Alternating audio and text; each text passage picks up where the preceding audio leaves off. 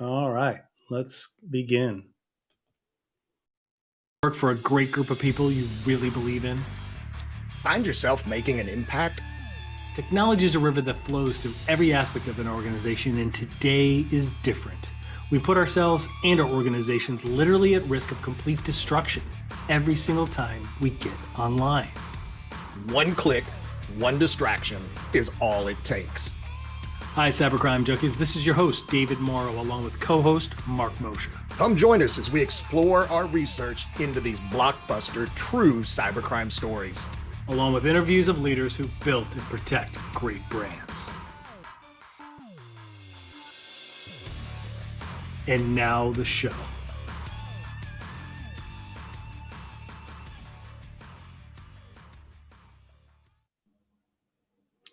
Welcome, everybody, to a current episode of Cybercrime Junkies. Today, we're going to be breaking down the top cybersecurity news, have an exclusive FBI perspective. We're joined today in the studio by Darren Mott, retired special agent with the FBI. This is a joint podcast streaming on both Darren's Cyber Guy podcast as well as here on Cybercrime Junkies. Darren, welcome, sir. Hey, thanks so much for having me. I was going to restream this too, but I couldn't figure out the technology. I can't get it. Won't restream is not helping me out on this. So as we you will talk, figure it out. Yeah, we will figure it out for next time. I promise. Yeah. So so we're going to talk about some top news because there's so much information going, coming across so many different platforms, and there's a lot of aggregated information, and we're going to talk about some of the ones that are really top of mind and why they should be top of mind, why they matter to us. What are some of the topics and some of the stories that you wanted to capture for us today? So it's funny when you say there's always news stories in cyber, and I'm always reading them or talking to people about them. And I've been fortunate to speak on a couple news shows about it, but it's hard. You can't go a day without seeing some kind of news article. And some of them just kind of, I want to say, speak to me because I feel compelled after seeing it to post it on LinkedIn and give my comments. Not that anybody's asking for my comments, but I'll give them anyway. So the three big ones, the one that hit me this week, I think started this conversation, was there was a article that had to do with the DHS Cyber Safety Review Board. This was like an NTSB for cyber created by an executive order a year ago. And we'll talk a little bit about that, but that's one of them. The other one has to do with these two ladies that were victims of stalking, and their stalkers had placed air tags in their car, really in their purse. Right. So they're suing Apple for that. And then, as always, as anybody who's ever follows me on LinkedIn knows, I have a big bug up my butt about TikTok. So there was a TikTok article that came out where Maryland is, Governor Hogan did an executive order requiring that TikTok not be on any Maryland government systems, which that's actually expanded since then because Florida's looking to do it, Texas is looking to do it, and I think the Senate passed unanimously yesterday. You can't have TikTok on government devices. Yeah, amazing, interesting thing because that really affects so many aspects, and it raises a lot of questions, right?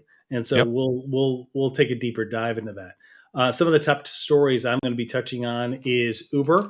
They sustained yet another breach, and we're going to explain the context of it. It's different than the ones in the past, but they've had a really struggling 2022. So I'm hoping their ability to deliver food and people is better than their ability to protect their information. Still a great concept, still a great business model, but man, keeping the data of the customers and the employees and stuff secure has been a challenge.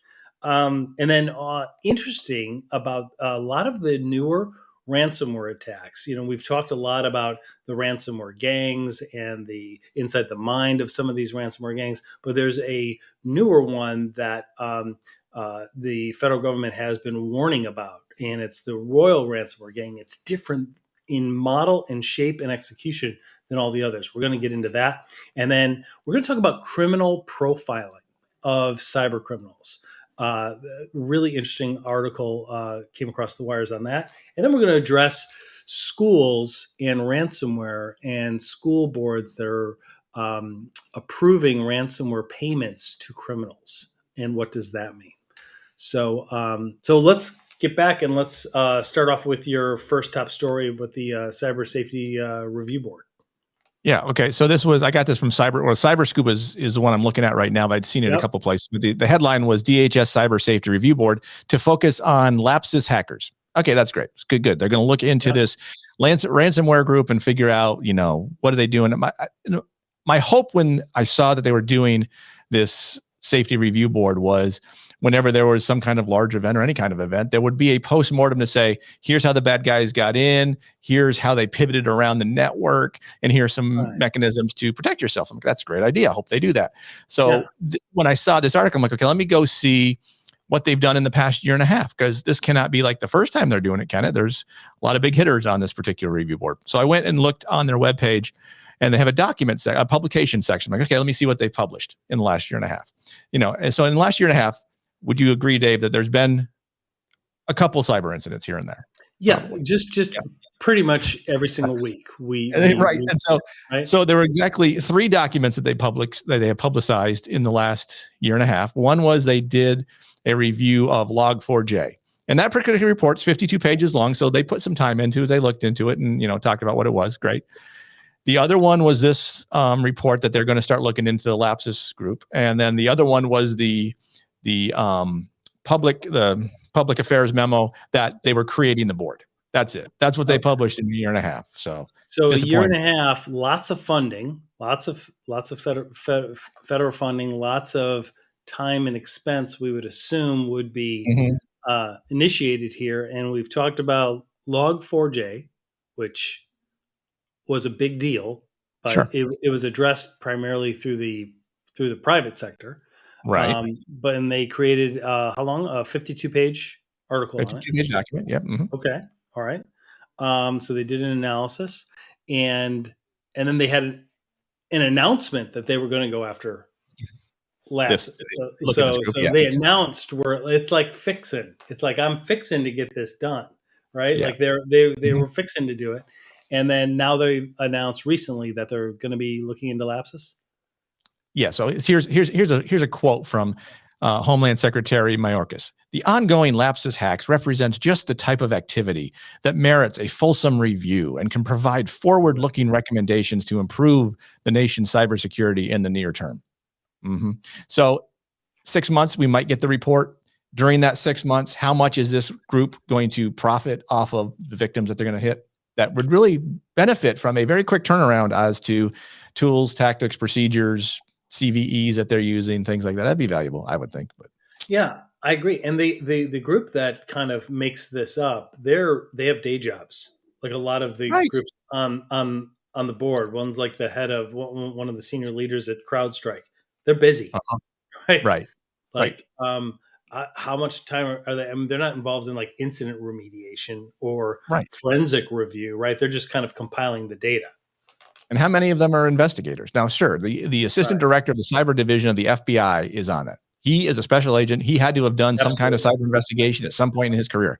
Absolutely. He's not doing that now. He is a strategic manager, is what he is now. He doesn't have the time to investigate and track down the infrastructure that Lapsus uses to do what they do. So I'm not saying that it was not a good idea to come up with this board, but certainly it looks like the execution of it sounds good, but is less than effective. I'm happy to be proved otherwise. Somebody, please prove me otherwise. I've yet to see anybody prove me otherwise, but that's my take. And if anybody, I mean, we're doing this as a live stream too. Anybody that's listening, watching, if somebody sees other reports and they have some great execution, some output that is coming out of this review board, we would love to see it. I completely agree. And I guess here's my question. Let me ask the obvious question, because I'm the king of obvious. What's the benefit to this review board? Like, so they did a research on Log4j, 52 pages. Okay.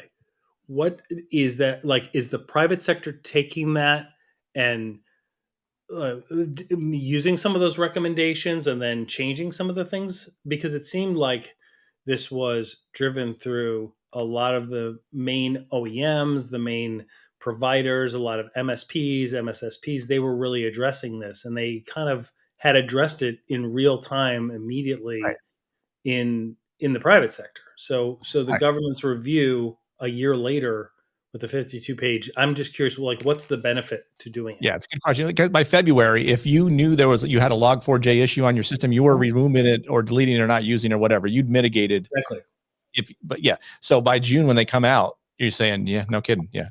And I saw an article earlier this week that said Log4j was the cyber Hiroshima that never came to be.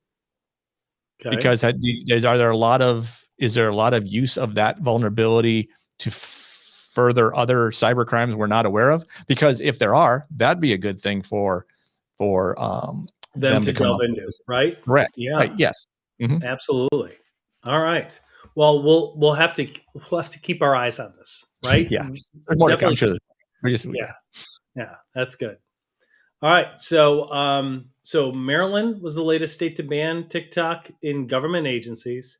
And then U.S. lawmakers introduced a bill to ban TikTok nationwide. So for those on the Cybercrime Junkies set of the podcast, we might not have heard a lot of your opinions or your positions taken on TikTok. So I would love to hear it. First of all, you talked about it with your family, and just like I did, and they kind of ignored and kept it on their devices and things like that, right? Yeah. So let's go back. Right. So let's just give me. So my career in the FBI, I spent 20 years doing cyber the whole time, and I spent 10 of those 20, the last 10, looking at counterintelligence as well, and blending those two things together. And if you ask me, the biggest threat to any organization and the country itself is nation state cyber activity, using their nation state intelligence services to target and steal information, do intelligence campaigns, all that kind of stuff. All right.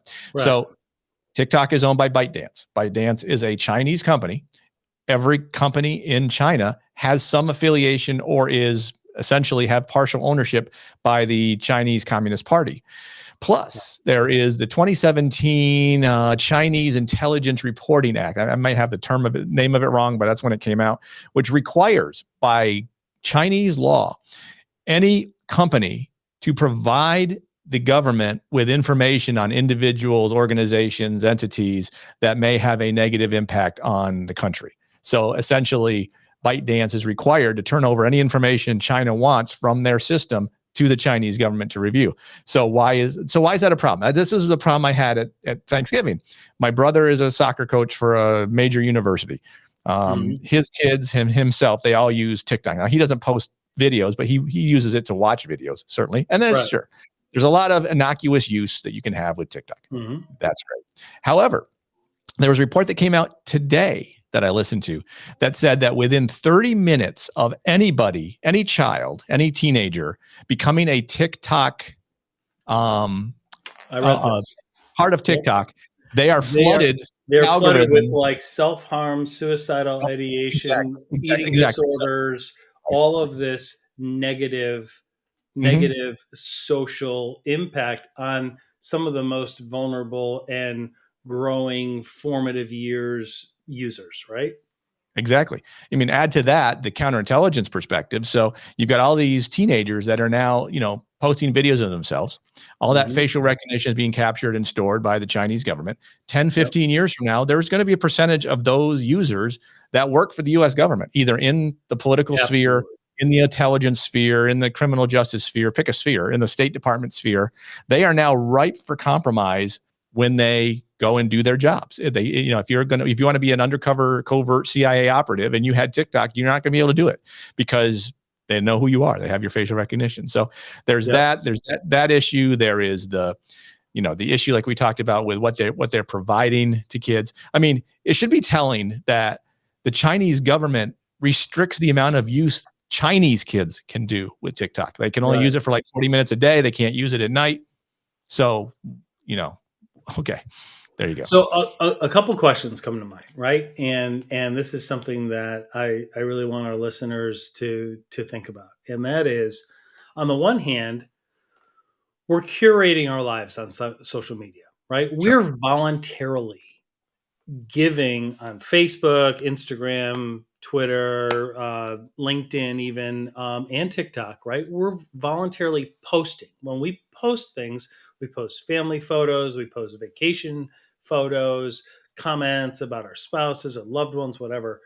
We're giving that to the public, right? We're almost releasing ownership of it. And You can see what they do with it. Like Facebook oftentimes will do like 5 years ago, here's your memory, do this. They'll even strewn about some music with it. It's kind of nice. It's almost like a photo album that people have, but it's public, right? But I think that most people are aware of that. We know that.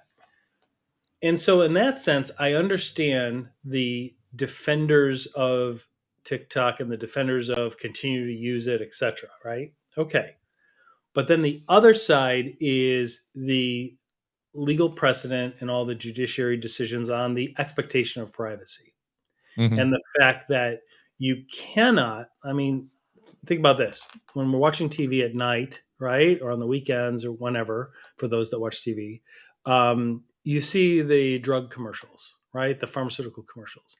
And then right after they say this couldn't cure an upset stomach. Oh, but by the way, it might cause a stroke, cancer, and all these things, right? They have to disclose all of that up front so that you know your risks before you consume this. And then you can weigh the risks and balances and say, okay, do I want to have this symptom and risk having a stroke or dying? Or do I want to really talk to my doctor more about this, right? Sure. Yeah. In the same sense, when we curate our lives, right, we're assuming certain things. But in TikTok, unlike other platforms, and other platforms do a lot more than what we think they do. Okay, that's true. We saw that with Cambridge Analytica and Facebook. But with TikTok, the extent of which when we click OK on those terms and conditions and those user approvals, right? We say, yes, we can do it. Let's set up my account. I don't believe that most people understand. I don't think the warnings were clear enough. Right. Well, not only that, I would say there's parts of that what TikTok, when you pick that clear terms of service, allows the app to do other monitoring of other parts of your device. Absolutely. And so that's what I terms. wanted to mention. I showed that image earlier. So Chris Roberts, the CISO for Boom Supersonic, a well-known hacker, hacktivist, like, you know, he really is understands a lot of this, and really from a technical end. He took a look at it. He made a public post on LinkedIn yesterday that I found was really interesting, because he's usually the defender of, like, I thought for sure he would say, come on, guys, like, TikTok is fine. Like, just come on. And he said, really? He's like, I'm sorry to say this. He's like, but I did an analysis of the leveraging of like where all of the permissions go to. And look at this. I mean, just take a look at that. It really is quite shocking in terms of all of the data that the app itself tracks, all of the data of you that it tracks, all of the data that it turns on your phone and tracks, and then what it's done, who at ByteDance is involved in the Chinese government and other aspects. And I don't think that people really are aware of this at all. And I think that's really where one of the main issues comes in, Mhm. you know, because I don't believe that people understand that all of your contacts are now known by the Chinese government, right? All of your contacts, all of your tracking on not just the TikTok app, but on other apps. Some of the keystrokes that you make on your phone now are tracked simply by using that app. I Think about don't this. Right. Think I about it don't this way. believe that other apps are doing that, right? And maybe I'm wrong, Right. right? But think about it this way. So why does the governor of Maryland have to go to the extent to tell people not to have it on your government device? Why does Right. the Senate need to say government employees don't have this on? Why do any government employee have that on a device anyway? Right. That's exactly right. And then you can tell what's the smoking gun to me is the fact that in China you get a different version of TikTok than you do in America. Right. Exactly right. Yep. So that kind of shows you right there, right? Like, if it was really good, why aren't they eating their own dog food? Why aren't they enjoying it, right? Mhm. And again, there's nothing wrong with curating your lives and having fun dance competitions and things like that. I mean, we've seen TikTok, like the Kia Boys, and we've seen it used for violence, and we've seen it where some of these trends get into things that are harmful for society. But you can't really blame TikTok necessarily Right. for that, right? I Well, mean, maybe to a degree you can. Maybe to a degree you can, sure. because there should be some safeguards in there. They should be taking this stuff down. They should be monitoring it. But that's a different discussion. Um, Here, it's more about, you know, do people even understand that while curating your lives, there are a lot of platforms you could do it on. And this one tracks your content, tracks your screen taps, can control the camera, can track and listen to audio. It tracks your geolocation, your usage of other apps. Um, I don't know to what extent it can capture passwords that are also taken, but if they're tracking all of that, I don't see why they couldn't. Right. So I mean, what's the difference? Reels, Instagram's Reels. Right. I'm getting feedback from you though. I'm hearing your feedback now, so I'm not sure if you're getting that. But yeah, so Instagram Reels does the same thing. Why wouldn't you just use that? At least you got a little more privacy protection there than. But I mean, thumbs up to China for figuring out how to infiltrate the market and do that kind of stuff. Yeah, it's a phenomenally developed. Are you getting feedback now, or is it a little better? Only when I talk. Pardon? It's not as bad. Only when I talk, but it's not as bad now. So. Oh, okay. Yeah, and so here's my question though. So here's one of the things that I have seen proponents of it, because it is an app that a lot of youth use, and it is a way of communicating and sharing content, and there are benefits to that clearly. So, at what point does the private sector ban it? Right? I mean, I understand the government banning it on government devices, right? Okay. Mhm. Yeah. They issued those devices, tablets, phones, PCs, things like that. And especially if those PCs and those tablets and those phones are used for government work. Clearly, any social media component, frankly, probably shouldn't have been on there in the first place. But if it is, and it's known to have all these expansive capabilities of tracking, makes it seems logical to me that be removed from that device. But what is your position on somebody's personal device? Meaning, A, should private companies start to ban TikTok either for the devices that they issue, or even as a usage policy for their company? Should they ban people from using it? Meaning, it's your personal phone, but if you're engaging on and logging in through or your personal device, but if you're logging in through the VPN coming into our network and you still have this device on that, that's not an approved device. Meaning they might be able to monitor that or control that through managed EDR or something like that. What are your thoughts on that? Well, that's a larger question beyond just TikTok to any device. I would argue that if you want to have a guest network as part of your corporate infrastructure that allows individuals to use their bring your own devices on that guest network, and you don't care what happens on that, have that available. But as far as allowing personal devices on your main corporate network, all that is saying China, Russia, whoever, please come hack us and pick your entrance point. Because all you're doing is laying out a larger surface attack area for bad guys to get into. I wouldn't worry about it as much with phones and tablets because they're a little harder to compromise, especially the Apple ones.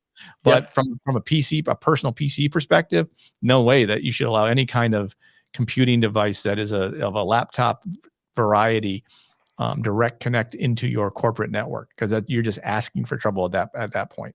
But it happens all the time. And now with work from home, now you got work from home. So, how are you protecting those resources there? Because if I get in, if I'm let's say I'm able to use TikTok on, your iPhone, and let's say it is capturing passwords, and you log into your corporate email on your iPhone, and they're able to capture your password. They now have your login and password. So when you go on to your personal computer, they can piggyback on top of it if they want to. I mean, a variety of different ways they can get in. So, and it's, that's exactly right. Well, that is something that is definitely in the news. It's going to be top of mind. I guarantee you people are going to be talking about it around the holidays, because in Thanksgiving, a lot of people were talking about it. Yeah. So yeah, I'm curious to hear. I mean, I think that some of the other platforms seem to be developing alternatives to TikTok, like Sure. YouTube has Shorts and things like that. It is perhaps as those things in Instagram Reels, etc., Facebook. Maybe as those things start to develop more, and there's other newer social media platforms out there as well. So Yeah, I mean, MySpace is gone, so I mean, eventually it'll be changed. But again, yeah, China, they're going to figure out how to get in front of it as well. So we just got to kind of give the government credit. They're trying to block, not just ByteDance and TikTok, but Huawei and ZTE and all these other yeah, Chinese entities, which it's a great step in the right direction. So, but they almost have to coordinate with Apple and Google, the right, two main application distributors, to say, do not allow Chinese apps on your system. If you want to right, go buy a Chinese phone and get Chinese apps there, knock yourself out. That's the risk you're right. taking on yourself. But that's my 2 cents for what it's Well, worth. if we look at it in the worst case scenario, this was one of the most phenomenal social engineering experiments Mhm. that was developed, like amazing. Like it was a really great coup Yep. for them to have America and North America, right? The West, have them voluntarily give them all this data without even Correct. knowing it. Yep. All while they're enjoying it and doing a trend and putting ice over their heads and stuff like that, right? Right. We don't Yep. even realize it. We're just trying to be goofy. And then all of a sudden you've got my banking information. And more importantly than that, you bring up the national security issues, and that some of these younger people are going to go into federal law enforcement eventually, and Mhm. they're going to have all of the data about them, Mhm. right? That's along the lines of when you think of the Anthem breach, right? The Anthem Mhm. breach was a breach, and everyone's looking at it like, oh, they got some PHI, they got some private healthcare information. Or was it a breach when investigators actually got involved that involved national security? Because Right. Anthem had been providing the healthcare for Secret Service agents, for FBI agents, things like that. And that breach was done so that they can know who those people are. And it really gets into a matter of cyber warfare at that point. Well, I give an example in my presentations that if you take a look at around the same time as Anthem, you had OPM. So you have OPM, so Yes. everybody works for the government. Anthem, you now know their PHI. Let's say, and then Equifax kind of happened around the same time. So now Yep. you know their credit standing. And let's say Marriott. So they're traveling. So John at Raytheon is a cleared defense contractor, and he has a secret clearance because he's in Yep. the OPM database. So now Yep. we know that he's got information we want. He is traveling to New York to go to the Mayo Clinic because he's got cancer, and he owes Yep. $200,000 to the hospital. I can then Yep. go find John in New York, and maybe I can offer him $500,000 to Get steal them out a of piece of trouble. technology Yep. from Raytheon. So Exactly. Interesting. It's really really interesting. Something that we're definitely going to be continuing to watch. Okay, so tell us about this. mhm. The lawsuit involving AirTags. Explain. I mean, a lot of people know what AirTags are, but start from the top. Walk us through it. Right. So AirTags are these little devices created by Apple that are the rival to the Tile that came out a couple years ago. That Mm-hmm. you put it on your keys, you put it in your purse, so that when you lose your keys or your purse, you go to your phone, you hit the Tile the AirTag in this case for that device, it beeps and you find Mm-hmm. it. You put it on your dog, you can find your dog. But what happens, the way that the AirTags work is, so you connect it to your device, and the home device is your phone. And then it's for stuff around you. What has happened is stalkers are using this, so they're creating an AirTag and they're putting it in the car of the person they're stalking, or they're putting it in the Like under the wheel well or in the whatever, yeah, glove or the box or trunk, someplace where they're not even going to see it. right, pick a place. And then what'll happen is these AirTags, wherever they are, they connect to the closest Apple device, then sends it to the Apple network. So on the Find My app on your phone, it'll show Mm-hmm. where it is. So when this first came out, there wasn't, as with all software and Interesting. hardware, all software is not really created with security in mind. So it allowed these stalkers to track potential victims. And there's been 150 cases of individuals finding these little AirTags and someone, having ill intent. There was actually one case where it was a female was stalking a male and she ended up killing him. and she used the AirTag to track where he was going. So these two women decided they were going to sue. They were going to sue Apple because Apple didn't take the security seriously. Now, in Apple's defense, about 6 months ago, they did a firmware update. So if the AirTag is out away from the home device for like a couple hours, it starts to beep. So it'll beep. So if you hear the beeping and you know it's not your AirTag, or you don't have AirTags, you go find it. You can take it. You can go into your Find My app will actually show you rogue devices around you. So you can find that little AirTag. You can get the serial number off of it, and then you can remove the battery off the back to disable it. And you can contact law enforcement, and Apple will work with law enforcement to identify the owner of that AirTag. If you go that far. So Apple has taken means to solve this problem. Yep. They didn't look at the problem initially, and that's where these ladies are the basis for which they're suing Apple. Yeah. Mm-hmm. Wow. So like, that's so interesting because it shows how some of these devices, when placed in the wrong hands, again, it's not about the technology, right? It's about the intent behind it. Correct. And so when people with ill intent use these, they're using very, very useful. I mean, for me, using an AirTag is I can't find my keys, or I can't find my AirPods or whatever, right? Mm-hmm. And that's really, really interesting. So well, what's the status, or what's the next step for the? Well, it's in the intro stages. Apple actually declined to comment on the lawsuit, so I think they know there might be an issue there. But I think, my guess is it'll be settled out of court probably for something, but because they initially did not have that right technology in place. And one thing I will say, on your AirPod, you don't have to put an AirTag on your AirPods, because when you lose an AirPod, you can actually go to it'll move it to you, which is nice. Right. That's true. Yeah. So it'll be interesting to watch how it goes. I mean, again, it's with all technology, the bad guys figure out how to modify it first. Now, this new change in the firmware is not to say they won't figure out a way around it. I mean, I'm willing to bet there's someone has figured out how to remove the beeping sound off of the AirTag. That's my guess. Right. Or they will figure it out. Well, yeah, and I saw a couple videos and read some articles recently about how with human trafficking, some people might hold on to an AirTag, but they don't want it to start beeping if they're around the person that is keeping them.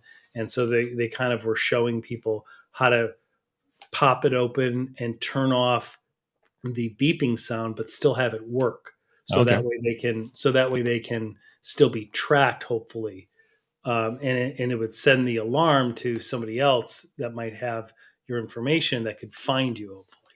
But there's a lot of articles out there on that. But it's a really interesting developing story. So let's keep our eyes on that. Now we're going to touch on a little bit of Uber. Uber has had a rough year. They suffered a new data breach after an attack on one of its vendors. So it wasn't Uber this time that was actually breached. And, one of the articles was on Bleeping Computer, and it reported that, the sun is really not set on the year of misery for Uber. 2022 has been just brutal. They suffered another data breach. The threat actor leaked employee email addresses, employee corporate records, IT asset information that was all stolen from a third-party vendor. And the threat actor named UberLeaks began leaking data they claimed was stolen from Uber and Uber Eats. And the leak occurred on a hacking forum that was known for publishing data for data that's been gathered in terms of a breach. The data includes a lot of archives claiming to have source code associated with their mobile device management platform. And it was used by the third party. Again, like we mentioned, this time it didn't originate at Uber. It was through its third-party vendor, Tectivity MDM and Trip Actions MDM. So it's part of that mobile device management platform that can control and work with the app on all of the devices that people use. But I mean, it really raises a lot of issues. I mean, this one raises issues not just because it's Uber again, but because it has to do with when you're an organization, what do you require your vendors to do in terms of cybersecurity? because a lot of organizations are just starting to think about that. Meaning, if we do business with you, what is your cybersecurity stance? Because when we think about the history of it, look at Target, right? That massive Target breach wasn't even caused by a direct data breach to Target. It came in through their HVAC vendor.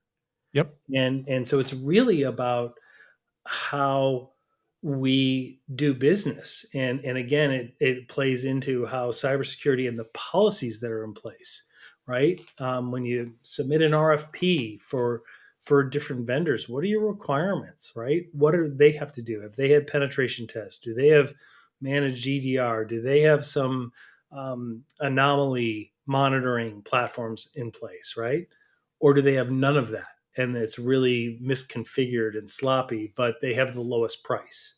Well, going with them is not going to, it's going to wind up costing a lot more. And so, but when we think about the year that Uber had, Darren, it was a brutal year, right? They, Yeah. for those that don't know, their former CISO, Joseph Sullivan, was convicted, and it was the first time a cybersecurity leader in a private sector has faced criminal liability. He was charged with trying to conceal from federal investigators all the details from a 2016 attack when he was in discussions with the FTC about a 2014 attack. So he was talking to the FTC, 2014 attack happens.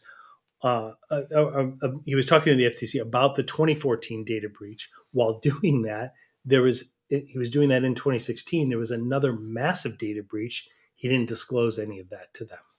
And that one was huge. It wound up exposing the email addresses, phone numbers of 57 drivers and passengers.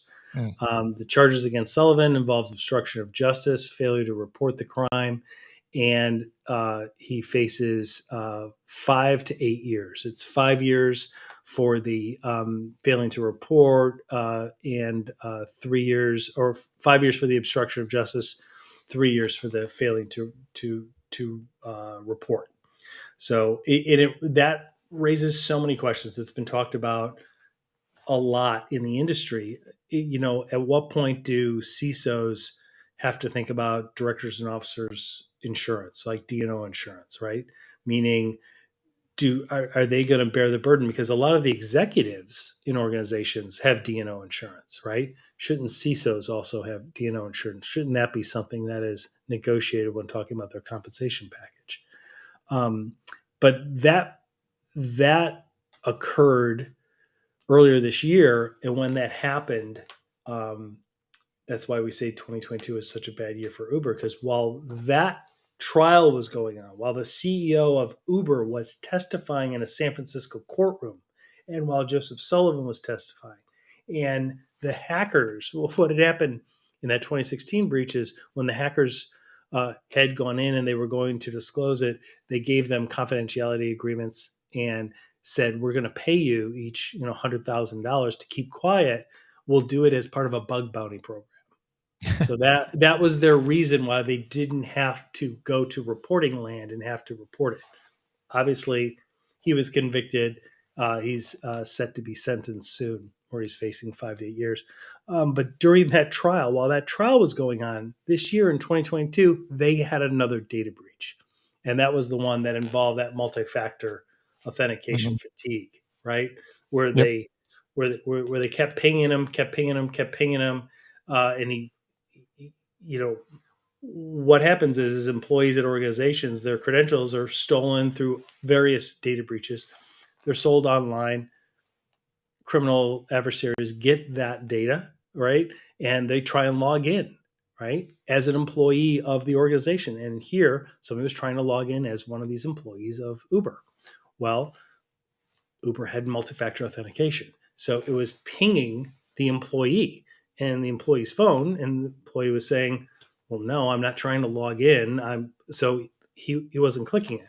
Well, what these criminal adversaries did is they then reached out to him, I believe, on WhatsApp and said, hey, this is the IT department. We're trying to authenticate something. Can you please approve this multi-factor authentication. And then he did. And then Mhm. from there, there's a whole other host of issues, because from there, they didn't have privileged access set up. So his credentials allowed him to get to like the source code and all this other data they probably shouldn't have had access to. They were able to go in and do that.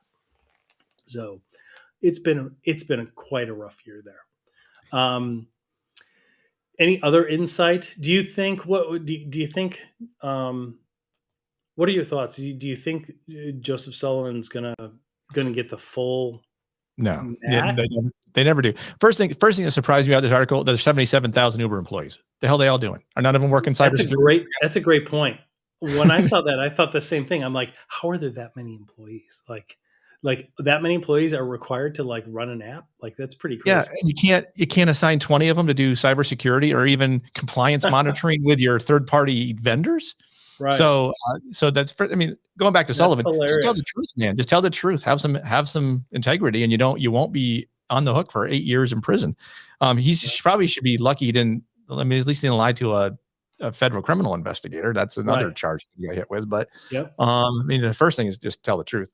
Second thing is, what? And here's, I guess several things go through my mind. What's Uber's? This is a bugaboo for mine. What is Uber's cybersecurity training look like, that they could get a guy to take a WhatsApp message and say, oh, okay, that must be IT. Clearly they're doing it the once a year version as opposed to the once a month version that I necessarily recommend, but that's another issue. Who's like, where are you guys working where your IT department is reaching out to you on WhatsApp? Like they're not reaching out to you on the regular Teams site or your email, like through your employer, right? Like when I heard that, I was like, really? I mean, that's a huge red flag just in terms of the social engineering component alone. And the fact, in the context of reaching out, the fact that you've been pinged, your multi-factor authentication on your phone's been pinged like repeatedly so many times, and it's not you, right? Right. Like that's. And why would your IT department need you to do that? They already have access. They have domain control. So why? But that's. And if you're one of the, now maybe one of the 77,000 that like clean the toilets. I don't know. Maybe they weren't as technically savvy. Hard to tell. But it doesn't bode well for 2023 to be a very good year for Uber, perhaps either. But no. But hopefully they'll just keep the food hot and coming when we and show up in the rain when we need a cab. Right. As long as they get the food there and they can get you where you're supposed to go. The hell with the rest. That's funny. So Royal Ransomware, the U.S. Department of Health has been warning that there have been a lot of increases with this form of ransomware that's been attacking the healthcare industry.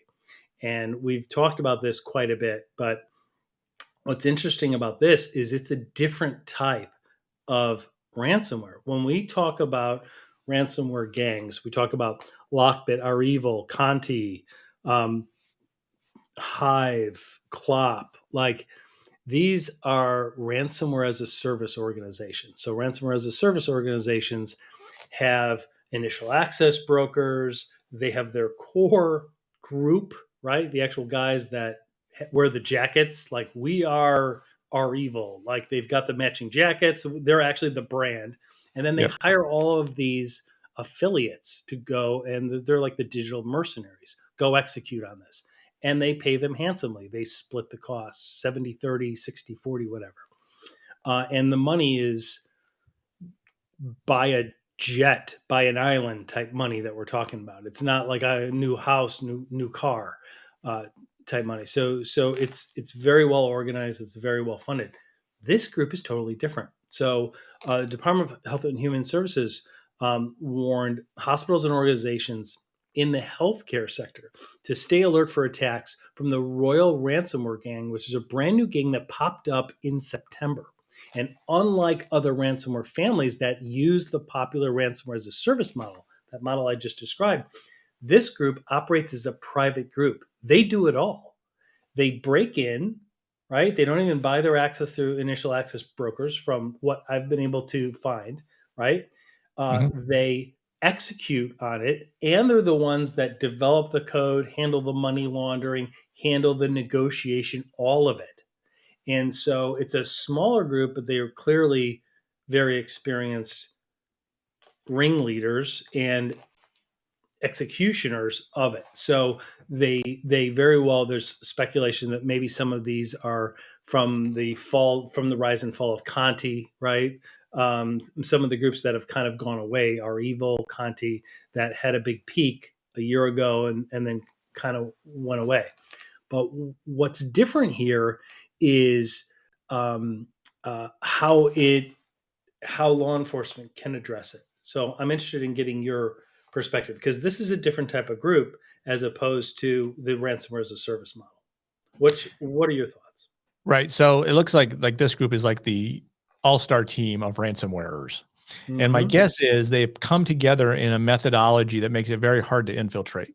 Because if you look at the ransomware as a service model, it doesn't take a lot of buy-in to become part of that community, I guess, for lack of a better term, which makes infiltration somewhat easier from a law enforcement perspective, because you can either, from an undercover perspective, go in as one of the undercover, you can go in undercover as a group that, hey, I want to use your service, and kind of move from there. Because the whole thing with online stuff, it's a big, huge trust community where, if I've seen this guy he's been here for 6 months, I can trust him. It's all good. He's not gonna hurt us. I mean, this goes back 20 years when I did my undercover. That's what allowed me in, is they just try to trust it and over time they just keep trusting. So and with this, they kind of have a whole social ecosystem about that, right? They'll maybe give you a couple things smaller to test to make sure that you can be trusted. Right. And obviously with ransomware, there's ways to succeed in that test without violating any kind of law, or, that's a kind of a problem for at least FBI undercovers, is you're really not allowed to violate the law as you're doing it. So there's certain things you have to do that, like if one of the things to get in the group is you have to go kill somebody, you're not going to get in the group because you won't be able to do that. Ransomware is a little easier, because if you just need to hack a site, you could probably work with someone to do whatever it is you need to make it look like it worked. And then you infiltrate in and you can move up, and then you can find guys and arrest them. If this group is smart enough, they've improved their OPSEC so that, maybe there's only 10 of them and they know exactly who everybody is. I assume they're all probably Russian, Eastern European. I'm going to guess there's not a lot of US based folks in this particular group. So ideally they trust themselves. Now, the problem they may get into, obviously, is if they encrypt the wrong hospital. Like, let's say they accidentally, my guess is they're probably not blasting out phishing emails to whoever will get it. They're very focused in their targeting, because if let's say they're Russian, I don't know what they are, but if it's Conti, Revo, they're probably Russian. They're not hacking Russian hospitals, because that's not what you want to do, because the wrath of God will come down on you from there. But as far as, Eastern European or US hospitals, Russian government doesn't care if you do that, have at it. So they've probably insulated themselves from that. Chances are, it looks like they're big on encryption as far as encrypting. Their partial encryption model is kind of interesting, the way they do that. But I'm guessing they're on encrypted communication channels that are very hard to infiltrate. So infiltrating this group is going to be very difficult. And so then it comes down to, if you're a victim, what are you going to do? Because my guess is, if they've only been around for 3 months, the intelligence on them is limited, regardless of what CrowdStrike or Mandiant can come up with, other than their TTPs.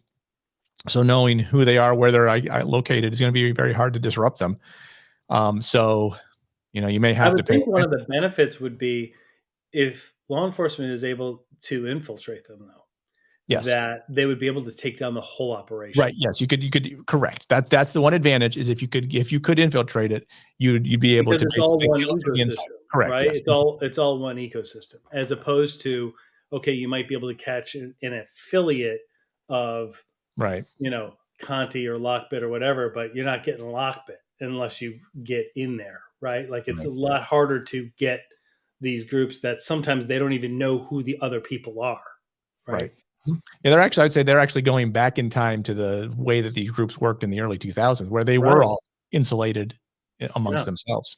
So well, that's great insight. I appreciate that from your experience, and that kind of leads into the next story, and that is criminal profiling. So when we think of criminal profiling, and we think of the Law and Order, the criminal BAU unit shows, and Criminal Minds and things like that. Antisocial loners, the kids in the hoodies, cracking code, drinking Red Bull all night long, right? Like malicious hackers, they've long been labeled with those kind of stereotypes. And what's interesting is there's this study that came out, and it talked about how cyber offenders actually are more similar to offline offenders in the facet level traits that they have, that allow them to perform criminal activities, but are more similar to that online community in terms of certain other characteristics. And one of the researchers that's written a lot of white papers and works for Analyst One, John DiMaggio. He was talking about profiling that the FBI does and how that really should be done by organizations depending on the vertical that they're in.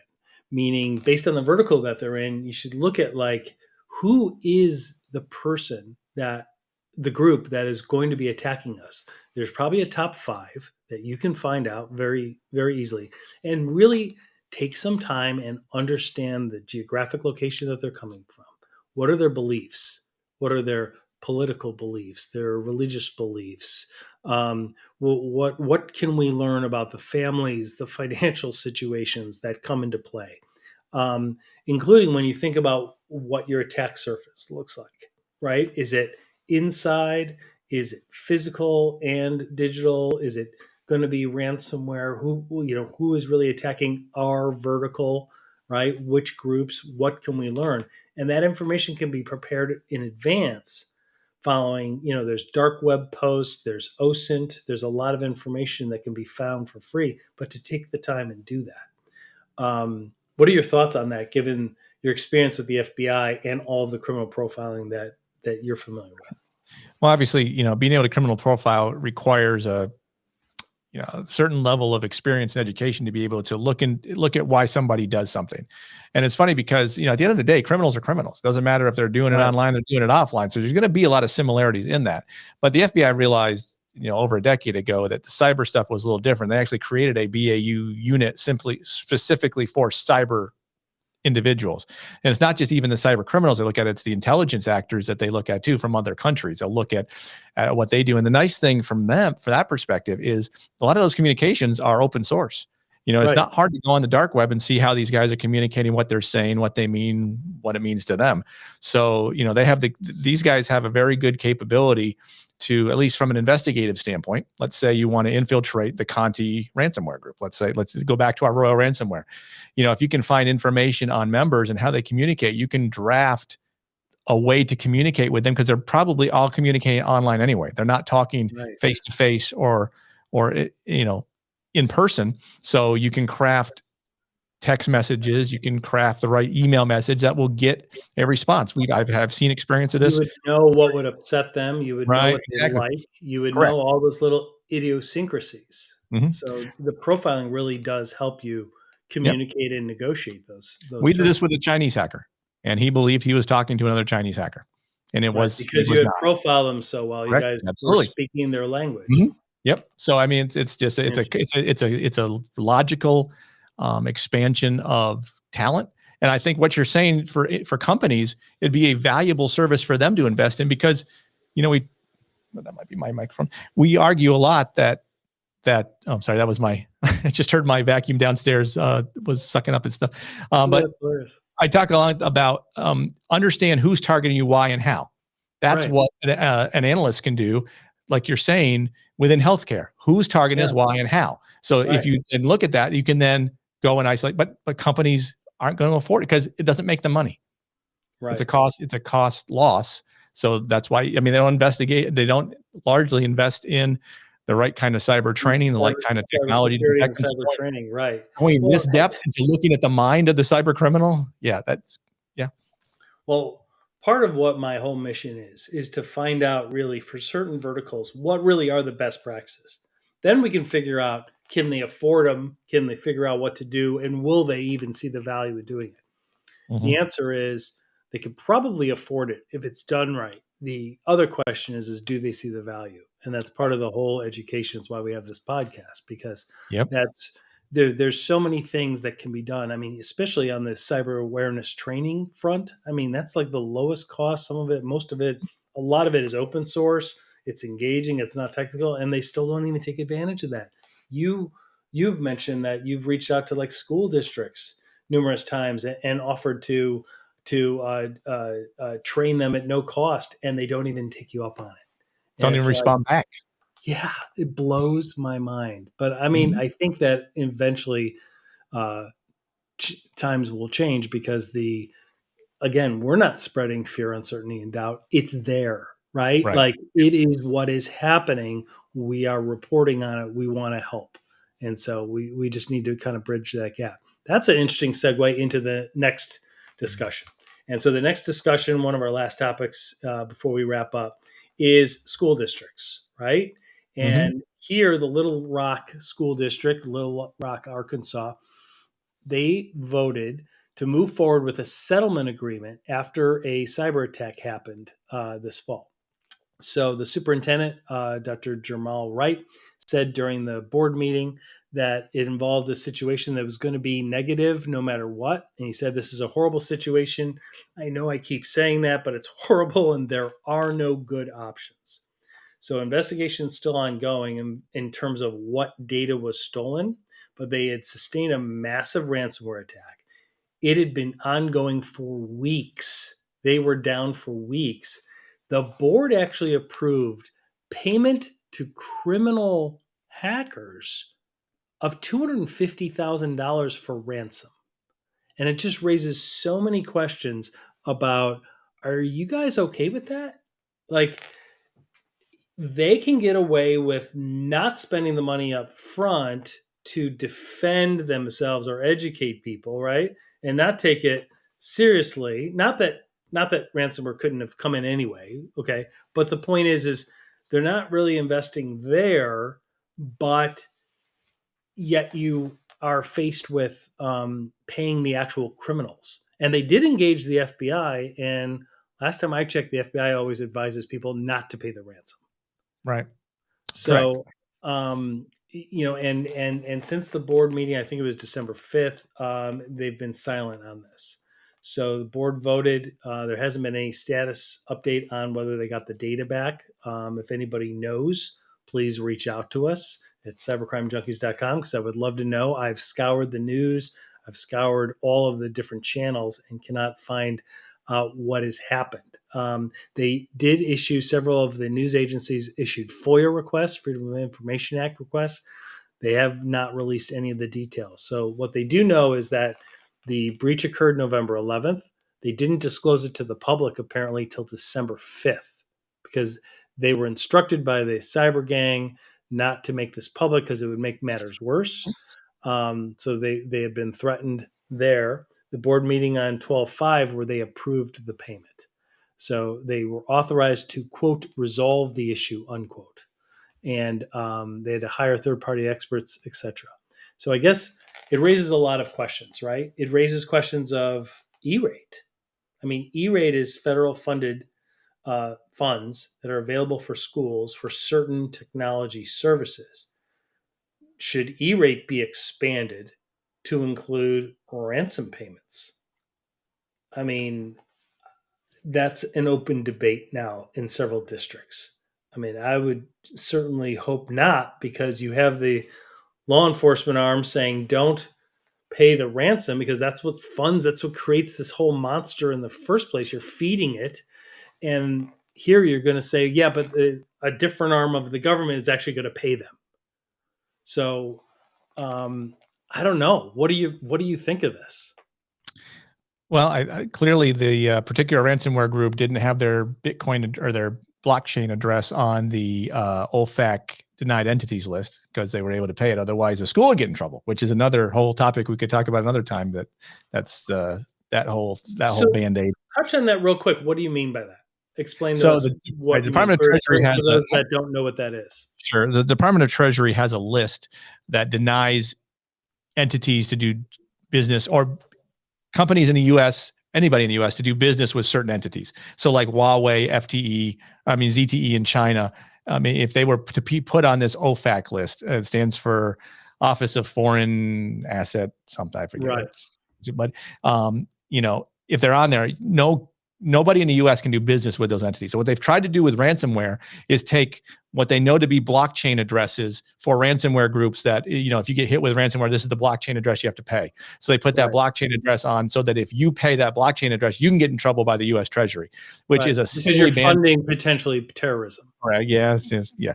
The problem with that is the bad guys go, okay, we just won't use that one. We'll just use this one. Because it takes a year and a half for it to go through the whole approval process to even get on the list. So it's a useless idea, but whatever. Anyway, but as far as the school playing, I mean, it comes down to this.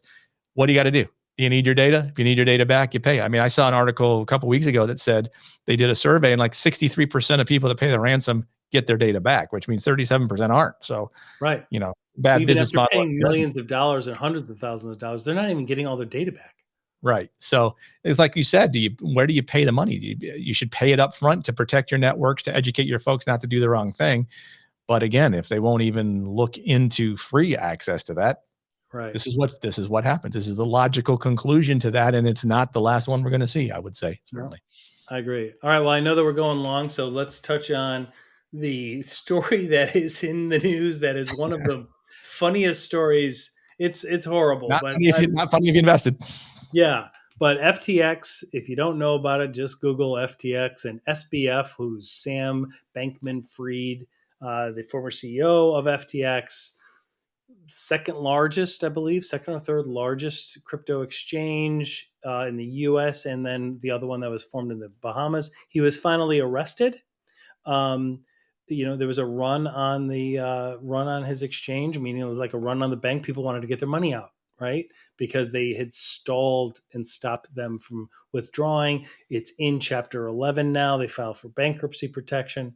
They have a new CEO, the former CEO. There's congressional hearings. The current CEO, who was involved in